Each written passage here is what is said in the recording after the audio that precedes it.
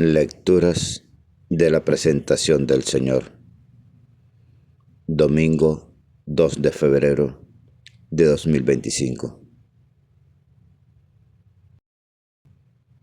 Jesús nos invita a esperar con fe su llegada. Catholic Back. Reflexión y fe. Una puerta a la esperanza. Gracias por suscribirte. Y por favor, comenta el Evangelio. De la profecía de Malaquías, capítulo 3, versículos 1 al 4. Esto dice el Señor: voy a enviar a mi mensajero para que prepare el camino ante mí. De repente llegará a su santuario el Señor, a quien ustedes andan buscando, y el mensajero de la alianza en quien se regocijan. Miren que está llegando, dice el Señor del universo. ¿Quién resistirá el día de su llegada? ¿Quién se mantendrá en pie ante su mirada? Pues es como fuego de fundidor, como lejía de lavandero. Se sentará como fundidor que refina la plata, refinará a los levitas y los acrisolará como oro y plata. Y el Señor recibirá ofrenda y oblación justas. Entonces agradará al Señor la ofrenda de Judá y de Jerusalén, como en tiempos pasados, como antaño. Palabra de Dios, te alabamos, Señor.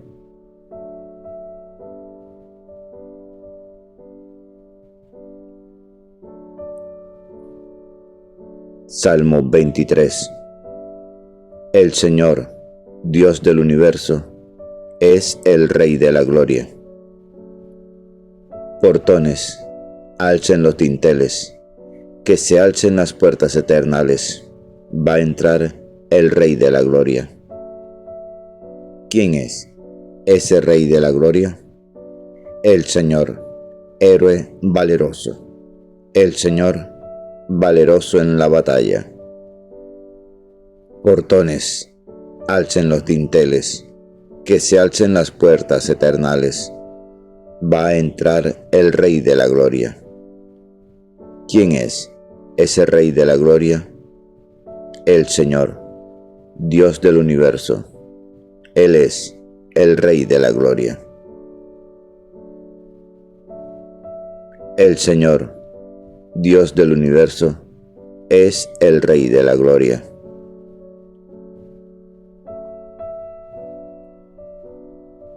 De la carta a los Hebreos, capítulo 2, versículos 14 al 18. Hermanos, lo mismo que los hijos participan de la carne y de la sangre, así también participó Jesús de nuestra carne y sangre, para aniquilar mediante la muerte al Señor de la muerte, es decir, al diablo, y liberar a cuantos por miedo a la muerte pasaban la vida entera como esclavos. Noten que tiende una mano a los hijos de Abraham, no a los ángeles.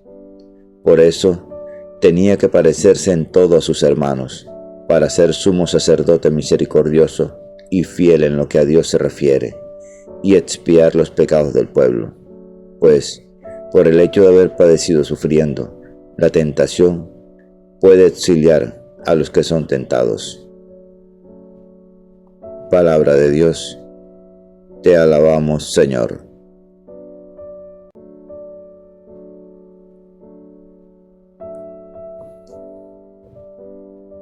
Lectura del Santo Evangelio según San Lucas, capítulo 2, versículos 22 al 40. Por la señal de la Santa Cruz, de nuestros enemigos, líbranos, Señor, Dios nuestro. En el nombre del Padre, del Hijo y del Espíritu Santo. Amén. Los padres de Jesús, cuando se cumplieron los días de su purificación, según la ley de Moisés, lo llevaron a Jerusalén para presentarlo al Señor, de acuerdo con lo escrito en la ley del Señor. Todo varón primogénito será consagrado al Señor, y para entregar la oblación, como dice la ley del Señor, un par de tórtolas o 2 pichones. Había entonces en Jerusalén un hombre llamado Simeón, hombre justo y piadoso, que aguardaba el consuelo de Israel, y el Espíritu Santo estaba con él. Le había sido revelado por el Espíritu Santo que no vería la muerte antes de ver al Mesías del Señor.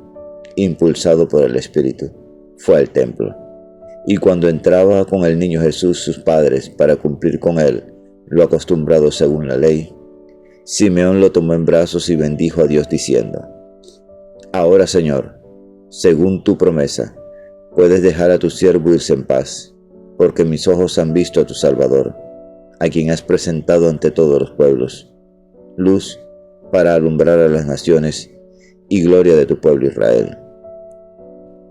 Su padre y su madre estaban admirados por lo que se decía del niño. Simeón los bendijo y dijo a María, su madre: Este ha sido puesto para que muchos en Israel caigan y se levanten, y será como un signo de contradicción, y a ti misma una espada te atravesará el alma, para que se pongan de manifiesto los pensamientos de muchos corazones.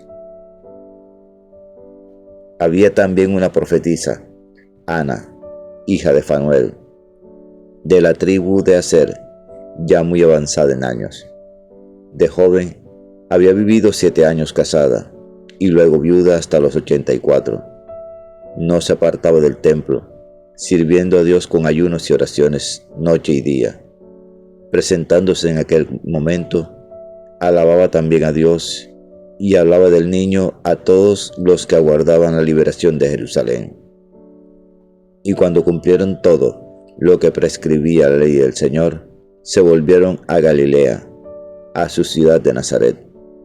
El niño por su parte iba creciendo y robusteciéndose, lleno de sabiduría, y la gracia de Dios estaba con él. Palabra del Señor. Gloria a ti, Señor Jesús. Ven, Espíritu Santo, ven por medio de la poderosa intercesión del Inmaculado Corazón de María, tu amadísima esposa. Reflexión tomada de la página web Dominicos por Fray Miguel de Burgos Núñez, 1944-2019. Este domingo se celebra la fiesta de la presentación del Señor. La fiesta es de origen oriental. Se le conocía como Ipapanto, encuentro. Hasta el siglo VI se celebraba el 15 de febrero, por contar 40 días desde la Epifanía, pero después comenzó a contarse desde la Navidad, y de ahí que pasase a celebrarse el 2 de febrero. En realidad, es una fiesta de sentido cristológico, aunque no está descartada desde luego la significación mariológica. Por eso se la conoce como la Candelaria. Es a partir del siglo VI cuando se introduce en la liturgia de Occidente, si bien algunos afirman que el Papa Gelasio, siglo V, ya había instituido esta fiesta. El texto del profeta Malaquías, posterior al destierro, no solamente habla del famoso día de Yahvé, con tonos apocalípticos, sino desde una perspectiva más audaz y esperanzadora para este mundo y esta historia. Se refiere, claro está, a la historia de Israel y su pueblo, esa experiencia que es la base de todos los mensajes proféticos. El libro de Malaquías abunda en visiones futuras sobre el tiempo escatológico, en el que se reunirá en torno a Yahvé las naciones para adorarle. El texto que nos ocupara de esta primera lectura litúrgica se ha escogido porque se considera como la profecía de cumplimiento del relato de Lucas sobre la presentación de Jesús en el templo. Un relato que, como veremos, tiene más de simbólico y teológico que de histórico, aunque no quiere decir que el hecho no sea histórico en sí. Son tres los personajes que se anuncian en el texto: mi mensajero, el Señor, el mensajero de la alianza. Y se ha discutido si se refiere a la misma persona o son enviados previos. El mensajero, sin embargo, se ha identificado en la tradición cristiana con Juan el Bautista, Mateo 11, versículo 10, hasta el punto que la figura del Bautista es una de las más apreciadas en el Adviento. Pero sobre todo, se describe con imágenes enérgicas, propias del mensaje apocalíptico, la obra de purificación que Yahvé llevará a cabo para separar el mal del bien, y concluye con el resultado final. Será posible ofrecer a Dios, definitivamente, una ofrenda agradable, porque el pueblo será también definitivamente, según lo que Yahvé espera de él. Interesa especialmente el mensajero de la alianza, porque es una constante en la teología profética, aunque tenga los tonos apocalípticos de esta que nos ocupa. Pensar que Dios ha de enviar a alguien para que restaure la alianza es como empezar de nuevo, como si la alianza del Sinaí ya no tuviera valor. Este es uno de los motivos por lo que fueron rechazados los profetas. La alianza no es algo que acontece sin el compromiso de un pueblo por la justicia y el proyecto de Dios. Si no se vive la alianza, ésta se ha roto por parte del mundo, pero Dios siempre está empeñado en rehacer la alianza y el proyecto de salvación con su pueblo.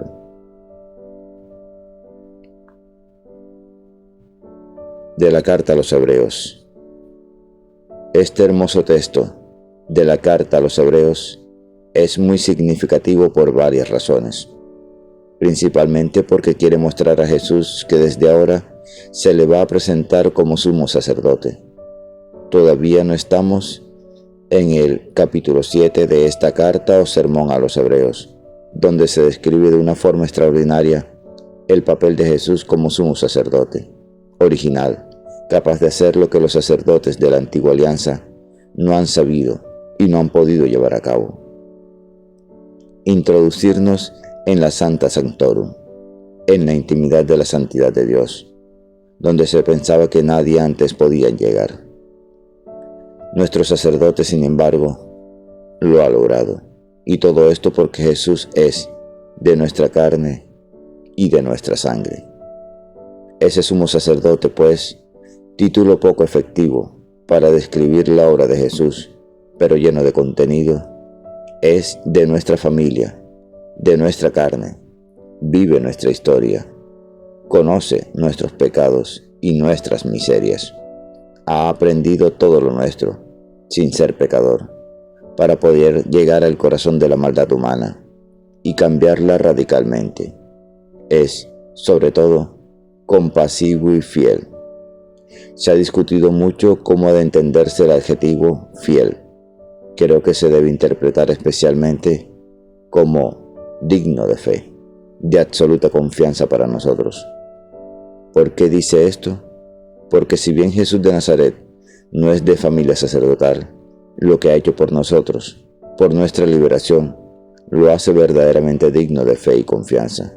Nos ha traído la salvación y ha hecho posible nuestra reconciliación con Dios, destruyendo el mal, dice el texto, y especialmente es digno de fe porque ha sabido vivir nuestra vida sin sentirse alejado del pueblo y de sus miserias. Evangelio de Lucas.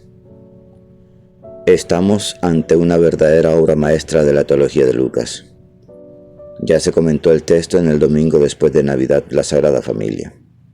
Queremos resaltar que narrativamente es un texto evangélico y, como tal, con un mensaje que va mucho más allá del hecho histórico de la presentación de un recién nacido para cumplir la ley de Moisés, o la ley de Dios, como se dice a continuación. Se ha de tener en cuenta que no era necesario que el niño fuera llevado al templo para cumplir con el precepto de esa ley de la purificación de la madre, porque lo de la presentación del niño no era algo requerido por la ley de Moisés. Se quiere pues mostrar que los padres de Jesús se atienen en todo a esa ley y pretenden consagrarlo al Señor. según lo establecía un precepto, con el rescate del primogénito, con el pago de 5 siclos. Aunque Lucas no dice expresamente que se llevará a cabo ese rescate así. Lo importante era poner de manifiesto que los padres de Jesús querían incardinar a su hijo a todo aquello que era considerado como una vida de fidelidad a Dios, cumpliendo ciertos preceptos. Pero eso es precisamente lo que va a ser puesto en entredicho en esta narración lucana. Los padres que viven de esa fidelidad se van a encontrar de pronto con personajes que viven y sienten al margen de esos preceptos. Son el viejo Simeón y la profetisa Ana, quienes con sus mensajes van a poner en solfa todo lo que manda la ley y exige la tradición, porque no basta con eso para ser fieles a Dios. Y esta es una lección teológica que sus padres aprenden con admiración y con la misma fidelidad con la que intentaban ser fieles a la tradición y a la religión de su pueblo. Estos personajes de la narración aparecen como por ensalmo, pero no se quedan en la pura estética. No son los sacerdotes los que acogen a Jesús en este momento en que es llevado al templo, sino 2 personajes que nada tienen que ver con la ceremonia que se realiza. Primeramente, un anciano que esperaba la consolación de Israel. No podemos menos de unir esos 2 elementos, anciano y quien espera la consolación. Su canto del Nunc Dimittis encierra todos los tonos del espíritu, quien pasa a ser protagonista a partir de ese momento. Por eso mismo debemos saber leer nuestro relato acentuando cómo se pasa desde la ley de Moisés al espíritu. Esta será una constante en las obras de Lucas. La salvación no llegará por la ley, sino por el Espíritu de Dios. Cuando los padres van a consagrar al niño Dios, es Simeón quien aparece para arrebatar al niño de las manos maternas y presentarlo él con su palabra y con su canto, bendiciendo a Dios. No debemos pasar por alto este detalle, con toda su significación. La lectura diaria del Evangelio es un encuentro con Jesús. La Sagrada Biblia no es un libro que hable de Dios, es un libro donde Dios nos habla a cada uno de nosotros. Atrevámonos a entrar en esa conversación.